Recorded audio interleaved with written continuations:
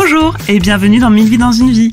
Je m'appelle Mathilde, je suis docteure en pharmacie et coach santé, cofondatrice du laboratoire Olis, maman d'un petit garçon de 4 ans et passionnée de santé, de nutrition, de bien-être et de développement personnel. Dans ce podcast, mon objectif est de proposer en toute sincérité, humilité et bienveillance des clés à toutes les femmes pour leur permettre de vivre pleinement, de s'épanouir à chaque étape de leur vie et de ne renier aucun de leurs idéaux. En bref, de vivre 1000 vies dans une vie et en pleine forme. Au menu, des conseils, des éclairages et des pistes pour que chacune d'entre vous puisse prendre pleinement conscience de ses potentiels, de ses besoins et que vous puissiez devenir l'actrice principale de votre vie, de votre santé et de votre bien-être. Allez, c'est parti pour un nouvel épisode. Hello et bienvenue dans ce nouvel épisode de 1000 vies dans une vie. Aujourd'hui, on va s'intéresser plus particulièrement au fer et aux conséquences justement quand on n'en a pas assez et qu'on est carencé, c'est-à-dire l'anémie par carence en fer. Il faut savoir que c'est une pathologie qui touche, selon l'OMS, donc l'Organisation mondiale de la santé, 1/3 des femmes dans le monde et jusqu'à 40% des femmes enceintes. Donc c'est vraiment une pathologie et un tracas qui touche énormément les femmes. Vous allez donc voir aujourd'hui, on va essayer de faire un balayage à 360 degrés des symptômes, des situations qui sont à risque, de qu'est-ce qui se passe dans votre corps justement quand vous manquez de fer et à quoi il sert aussi ce fer en temps normal. Donc je vous emmène avec moi dans ce nouvel épisode et j'espère qu'il vous plaira. Bonne écoute! Alors, avant de parler de ce qui se passe quand on manque de fer, on va juste faire un aparté rapide sur les rôles du fer en temps normal dans notre organisme. Il faut savoir que c'est un minéral qu'on possède, quelqu'un entre 60 et 70 kilos doit avoir à peu près entre 2 et 3 grammes de fer en tout dans son corps, donc c'est peu. Et le fer, on va dire, le rôle principal qu'il a déjà, c'est qu'il sert un peu de ventouse pour attraper l'oxygène au niveau des globules rouges et transporter cet oxygène dans le sang. Le fer, on le retrouve donc dans l'hémoglobine, c'est la structure dans le globule rouge qui se charge de transporter l'oxygène et il sert vraiment à être une sorte d'aimant à oxygène et ça permet vraiment d'emmener l'oxygène dans notre circulation sanguine partout dans le corps. Donc ça, c'est le premier rôle du fer, c'est vraiment l'oxygénation de nos tissus via l'hémoglobine. Le deuxième rôle du fer, c'est qu'il est essentiel pour produire de l'énergie. Il faut savoir que notre énergie, elle est produite dans nos mitochondries, c'est une petite organite au cœur de nos cellules, et que pour produire cette énergie, on a absolument besoin, à un moment, à une étape clé de cette production d'énergie, de fer. Donc le fer, il est vraiment essentiel, rôle numéro 2, pour produire de l'énergie et du coup être en pleine forme. Troisième rôle aussi qui est très important, c'est que le fer, c'est un cofacteur, c'est-à-dire un élément essentiel pour fabriquer des neurotransmetteurs, notamment la sérotonine et la dopamine, en fait, qui sont des neurotransmetteurs. Alors la sérotonine du bien-être et de la sérénité, et la dopamine, c'est le neurotransmetteur de la motivation. Donc le troisième rôle du fer, c'est de nous aider au niveau aussi psychologique à être, bien dans sa tête et bien dans son mental. Alors maintenant qu'on a vu à quoi sert le fer de façon générale, on va voir en fait les situations qui sont les plus à risque justement d'en manquer. Alors il faut retenir 2 choses avant qu'on rentre justement dans ces situations. C'est qu'on peut être carencé en fer soit parce qu'on n'en a pas assez en termes d'assimilation, c'est-à-dire qu'on a une alimentation qui est déséquilibrée ou qu'on a des besoins qui sont très augmentés, ou ça peut être aussi parce qu'en fait on a des pertes qui sont trop élevées. L'exemple tout simple, c'est les règles. Donc en fait, le fer, c'est vraiment la balance entre ce qui rentre par l'alimentation et par votre tube digestif et ce qui sort par soit des petites hémorragies par exemple digestives ou par exemple par des saignements et le plus courant c'est les règles. Donc 2 grands types de risques, c'est pas assez d'apport ou trop de pertes. Alors dans la catégorie du pas assez d'apport, bien sûr le premier ça va être l'alimentation. L'alimentation aujourd'hui elle est souvent déséquilibrée. On a des régimes alors qu'ils soient végétariens ou pas, mais qui des fois ne nous apportent pas assez de fer. Sachez de toute façon que 80% du fer que vous prenez tous les jours par votre alimentation est issu des végétaux. Donc la croyance qui dit finalement si je mange de la viande je suis pas carencé en fer, c'est pas forcément vrai. Si par exemple vous la viande vous l'accompagnez toujours de frites, vous risquez en fait de manquer quand même de fer puisque le fer on le trouve aussi énormément dans les végétaux. Donc inversement, si vous mangez que des légumes mais que finalement aussi votre alimentation n'est pas équilibrée et que votre régime végétarien ou vegan n'est pas optimisé, vous pouvez aussi être carencé en fer parce que vos apports ne sont pas suffisant. Donc première grande cause de carence ou de situation de risque, c'est l'alimentation. Deuxième cas où finalement les apports peuvent être insuffisants, c'est pendant la grossesse, puisqu'il faut savoir que notamment au 3e trimestre, les apports en fer sont vraiment très augmentés pour les femmes enceintes. Pourquoi ? Parce que il y a le placenta à faire, il y a l'oxygénation justement de ce placenta à réaliser avec de l'hémoglobine supplémentaire, et puis aussi il y a le bébé qui crée sa propre circulation sanguine, qui lui aussi a besoin au moment de la naissance d'avoir du sang qui est tout prêt à circuler, à oxygéner. Donc en fait on a besoin de fer pour soi, mais on a aussi besoin de fer pour son bébé qui est dans le ventre. Donc la grossesse, c'est vraiment un moment où la femme est très à risque de se retrouver anémiée et ou carencée en fer. Au niveau après plutôt de la partie perte et de la partie excès de perte de fer. Donc la première grande cause chez les femmes notamment, c'est les règles. On n'est pas toutes égales sur le volume de sang qu'on perd chaque mois. Il y a des femmes qui ont des règles qui durent 2 jours et qui sont vraiment des micro-saignements, et souvent en plus quand on prend certaines pilules, c'est ce qui se passe. Mais on a aussi des femmes qui ont des règles qui sont très abondantes, et on a aussi le cas la contraception par stérilet au cuivre, qui est une contraception par ailleurs très bien, non hormonale, qui est souvent bien tolérée, mais qui peut entraîner des règles qu'on appelle hémorragiques, c'est-à-dire que les femmes ont des saignements qui sont très importants et pendant vraiment 3 à 7 jours. Donc là, ça peut représenter des pertes de fer qui sont conséquentes. L'accouchement aussi et la période de postpartum est particulièrement à risque. Pourquoi ? Parce que on perd évidemment beaucoup de sang pendant un accouchement, mais on perd aussi énormément de sang dans le mois qui suit l'accouchement. Et c'est vrai que c'est un moment où les besoins aussi sont importants, et on a des pertes en parallèle qui sont aussi assez exponentielles par rapport à une situation, j'allais dire, en temps normal. Enfin, dernière cause de perte excessive, ça va être toutes les pathologies, on va dire, où il y a des pertes hémorragiques, notamment au niveau digestif. Ça peut être les maladies cœliaques, ça peut être les rectocolites hémorragiques, ça peut être toutes ces maladies un peu inflammatoires et ou qui entraînent des saignements au niveau digestif.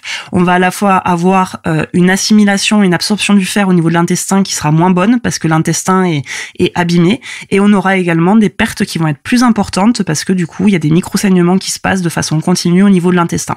Voilà, donc de façon générale, retenez que on peut être carencé en fer. Les situations les plus à risque d'être anémié, c'est soit quand on a des apports alimentaires ou des besoins qui sont augmentés et puis des apports qui sont insuffisants en termes alimentaires, ou alors quand on a des pertes qui sont excessives, par exemple les règles, l'accouchement ou des pathologies digestives.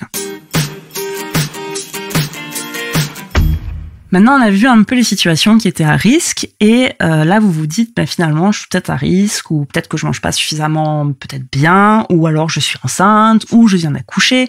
Comment savoir finalement si je suis carencée en fer ? Alors il y a deux grands axes pour mesurer si vous avez besoin de fer et si vous en manquez. C'est d'une part de voir un peu, votre tableau clinique, c'est-à-dire quels sont les symptômes que vous pouvez présenter. Et le deuxième grand axe, c'est de voir un petit peu au niveau d'un bilan sanguin où est-ce que vous en êtes de votre fer et surtout de vos réserves en fer. Alors on va commencer par déjà balayer un petit peu les symptômes de la carence en fer, et vous allez voir que c'est un peu un problème parce que c'est beaucoup de symptômes qui sont, peu spécifiques. Alors le premier, c'est la fatigue, sauf que vous allez me dire moi je viens d'accoucher, ou je suis enceinte, ou je suis à 200 à l'heure tous les jours. Moi la fatigue je la traîne depuis des mois, des années. Et c'est un problème parce que c'est vrai que la fatigue, c'est presque le premier symptôme d'une carence en fer, et qu'aujourd'hui, avec nos rythmes de vie, avec le fait qu'on est à 10 000 à l'heure, on se retrouve de toute façon à être fatigué de façon, presque quotidienne, et c'est quelque chose où on fait même plus attention en fait à savoir si c'est un symptôme. On le vit presque comme si c'était une normalité. Donc non, être fatigué quand on est une femme, et même si on vient d'accoucher, même si on est enceinte, même si on travaille beaucoup, la fatigue, c'est pas quelque chose qui devrait être normal. Et retenez bien qu'en fait, si vous êtes fatigué, ça peut être déjà un premier signe que vous manquez de fer.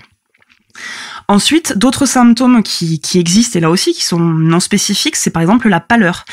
Pourquoi ? Parce que on l'a vu, le fer, ça sert à oxygéner, ça sert à faire circuler le sang.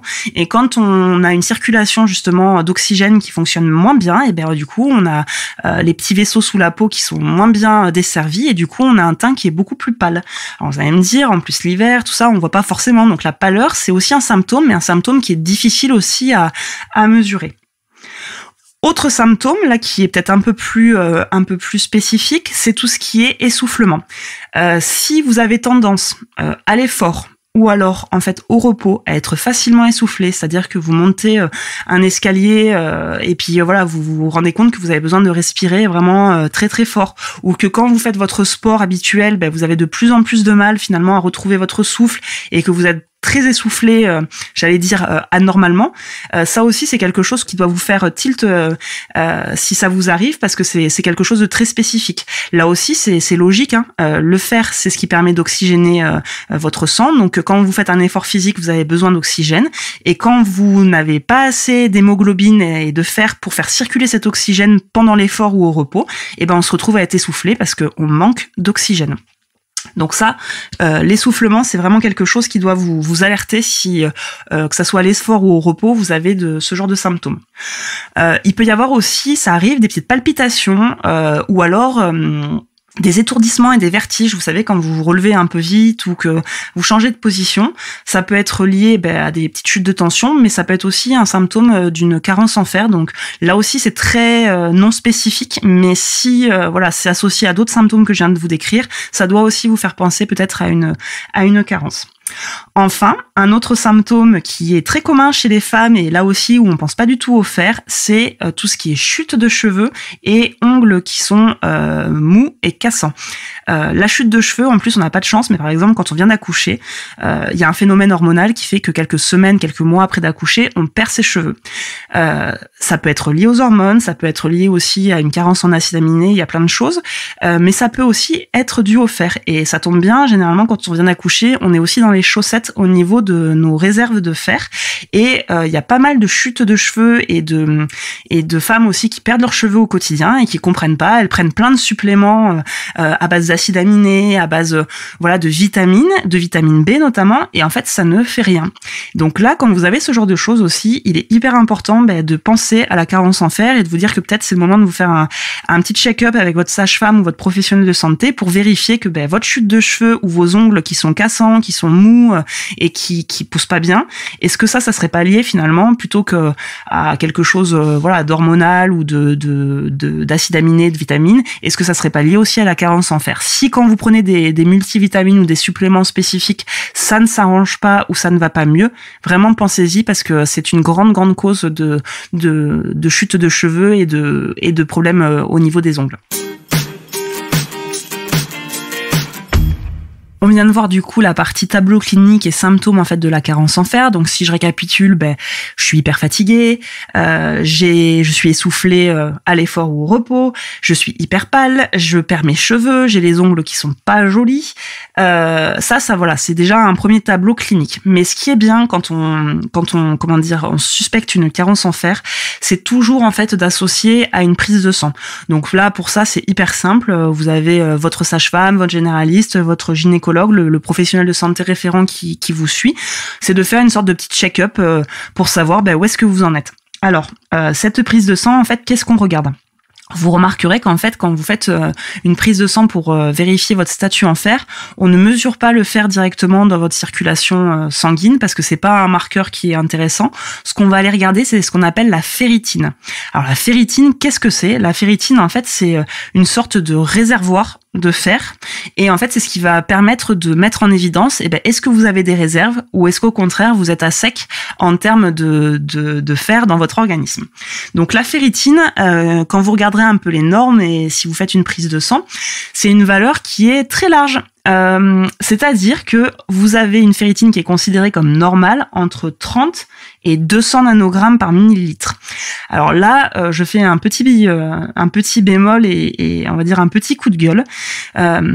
Pour une femme de 65 kilos, par exemple, avoir un fer à 30 ou à 200, c'est vraiment pas la même chose. Et ce qu'il faut savoir, c'est que c'est des normes qui sont vraiment très très larges. Je m'explique. Vous pouvez très bien, par exemple, faire 45 kilos, avoir une ferritine qui est à 60, et puis aller très bien. Et vous pouvez très bien être cette même femme de 45 kilos ou de 60, peu importe, avoir une ferritine à 40 qui est considérée comme normale, et par contre avoir un tableau clinique vraiment marquant de la carence en fer. Ce que je veux vous dire, c'est que ces normes-là, c'est des normes et que les normes c'est pas du tout individualisé et ça tient pas du tout compte de votre tableau clinique. Donc si vous avez un taux de ferritine qui est un peu dans les limites basses, c'est-à-dire à 30, à 40, à 50, à 60, mais que à côté de ça vous avez vraiment des symptômes qui sont évocateurs de la carence, ben sachez que c'est totalement possible entre guillemets d'être dans les normes, mais que votre norme à vous ne soit pas celle des normes, on va dire de 80% de la population. Donc c'est pour ça, je le disais au départ, que quand on recherche une carence en fer, il y a vraiment deux grands aspects. Il y a les symptômes que vous pouvez avoir et il y a le bilan biologique. Mais moi, j'ai envie de dire, la première des choses, c'est déjà les symptômes. Alors, c'est sûr que, voilà, si vous avez une ferritine qui est à 150 et peut-être que vous êtes fatigué, bon, ben là, on va plutôt aller chercher une fatigue, les causes de la fatigue ailleurs. Par contre, si vous avez votre ferritine qui est à 50, que vous êtes fatigué, vous perdez vos cheveux et puis vous êtes hyper essoufflé quand vous allez faire votre sport, bon, ben là, vous avez beau avoir une ferritine qui est dans les normes, on peut se dire quand même raisonnablement que vous, votre norme n'est pas celle du laboratoire et que finalement vous avez un seuil de tolérance à la carence en fer qui est un peu plus bas que ce que entre guillemets la norme et la normalité le considère. Donc vraiment pensez toujours que on associe toujours le tableau clinique, vos symptômes au résultat de la prise de sang et que quand on est un peu dans les zones limites orange de la prise de sang, il faut toujours l'associer aux symptômes. C'est-à-dire que si vous n'avez pas de symptômes, c'est que ça va, vous supportez bien, il n'y a pas forcément besoin de vous supplémenter. Mais si vous êtes dans la zone un peu orange, la zone tampon entre j'ai un peu de réserve mais pas trop et que vous avez des symptômes, là il faut pas réfléchir, il faut vous supplémenter parce que votre normalité n'est pas celle de votre voisine, copine, sœur et que l'important c'est ce que vous ressentez et les symptômes que vous pouvez avoir. Dernier aspect qu'on va aborder pour cet épisode justement sur l'anémie, la carence en fer et le manque de fer, c'est de juste vous expliquer de façon le plus simple possible et très rapidement en fait qu'est-ce qui se passe dans votre organisme quand vous êtes carencé en fer ou quand vous manquez de fer. On va partir en fait de quand tout va bien. Ben, quand tout va bien, on l'a vu, le fer il vous sert à produire de l'énergie, donc vous êtes en pleine forme. Le fer il vous sert aussi du coup à oxygéner tous vos tissus, donc là aussi vous faites du sport, il n'y a pas de souci, vous êtes en forme, vous êtes le teint est bien rose, vos cheveux vont bien et puis pareil au niveau mental, vous fabriquez votre sérotonine, votre dopamine et tout va bien. Donc ça, c'est dans la situation idéale. Ensuite, petit à petit, je sais pas, vous pouvez tomber enceinte, c'est super, félicitations. Vous pouvez changer de régime alimentaire ou avoir une période où finalement vous faites beaucoup moins attention à votre alimentation. Et puis petit à petit, voilà, vous allez avoir un peu moins d'apport. Ou par exemple, vous venez d'accoucher, vous avez changé votre contraception, vous avez un stérilet. Et puis là, petit à petit, chaque mois, en fait, votre balance entre ce que vous apportez en fer et ce que vous perdez, devient déficitaire. Et donc cette anémie, cette carence en fer, elle peut vraiment se faire au fur et à mesure sur des mois, des semaines, des années. Et petit à petit, vous avez vos réserves de fer qui diminuent. Alors quand les réserves de fer, elles diminuent, au début, il se passe rien. Il n'y a pas de symptômes. On a encore un peu de tampons pour faire si jamais on a des besoins qui sont plus importants. Donc on puise dans les réserves. Au niveau symptômes, comme je vous le disais, il se passe rien. Si on fait une prise de sang, tout va bien. La ferritine, peut-être, elle est sur une tendance où elle baisse un petit peu, mais elle reste dans les normales. Tout va bien. Et puis, au fur et à mesure, on continue, avoir de moins en moins de fer dans les réserves. Et là, qu'est-ce qui se passe? Là, on commence à avoir des problématiques d'oxygénation. Donc, on a le teint un peu plus pâle, on est un peu plus essoufflé, on a moins de fer, donc en fait on fabrique moins d'énergie au niveau de nos mitochondries, donc là la fatigue commence à s'installer, ça s'enraye un peu dans la machine, mais encore une fois ce qui est difficile c'est que c'est des symptômes qui apparaissent vraiment au long cours, donc voilà, on se réveille fatigué, mais finalement ça devient tous les jours, ça devient une habitude, c'est quelque chose où on se dit tiens, je suis vachement plus essoufflé, tiens, je perds mes cheveux, mais bon, ça devient quelque chose de normal.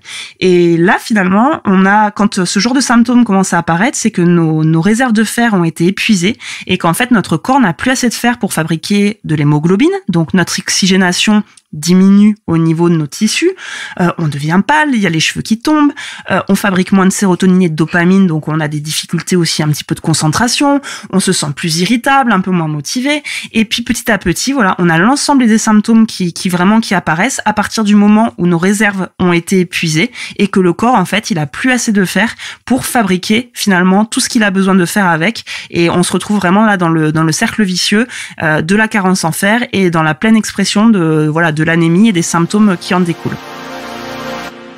Voilà, j'espère que cet épisode sur le fer et sur l'anémie par carence en fer vous a plu, que vous avez pu apprendre des choses et un peu faire le bilan aussi de vous par rapport à ça, où est-ce que vous en êtes, est-ce que vous pouvez être à risque, est-ce que ça vaut le coup d'aller voir votre professionnel de santé pour faire un petit bilan. Le prochain épisode, du coup, on passera à comment prendre en charge tout ça, qu'est-ce qu'il faut faire quand on est carencé ou quand on est à risque pour ne pas risquer justement d'avoir des réserves à zéro ou faire remonter son statut en fer. Donc je vous donne rendez-vous pour un nouvel épisode de 1001 vies et d'ici là, portez-vous bien, prenez bien soin de vous et à bientôt.